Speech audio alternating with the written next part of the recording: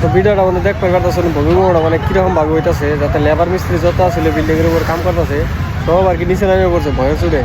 বিল্ডিংটা যদি আবার পরে যাওয়ার মানে সম্ভাবনা আছে, বিল্ডিংটা কমপ্লিট হয়ই নাই, এটা মানে কাজ চলতেছে। এখন কীরকমভাবে মানে ঝাঁকি পারতেছে, কীরকমভাবে বইছে তাহলে ভূমিকম্পটা হিসাব করছে।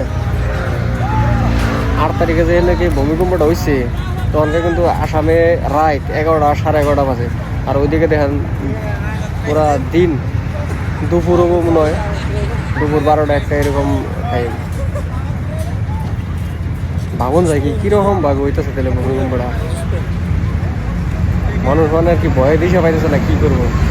কত আল্লাহ আকবার কইতেছে, আল্লাহ আল্লাহ করতেছে। ভিডিওটা সবাই শেয়ার করে দিবেন সবাই দেখবার জন্য। এটাই তার মানে এটাতে বোঝা যায় যে মানুষের হাতে কিছু নাই, সব আল্লাহর হাতে। এটা যত ক্ষমতাওয়ালা মানুষ থাক দুনিয়ায়, এই বস্তুটা কিন্তু কেউ আটকে রাখতে পারবার না, বন্ধ করবার পারবে না। এটা যতটুকু ইচ্ছা এতটুকু বই, যতটুকু ক্ষতি হবে ততটুকু বই, এই বস্তুটা কিন্তু কেউ আটকে রাখতে পারবে না। এটা কিন্তু কোনো মানুষে বুঝে না যে বড় লোক মানুষ, টাকা পয়সাওয়ালা মানুষ, শক্তিশালী মানুষ।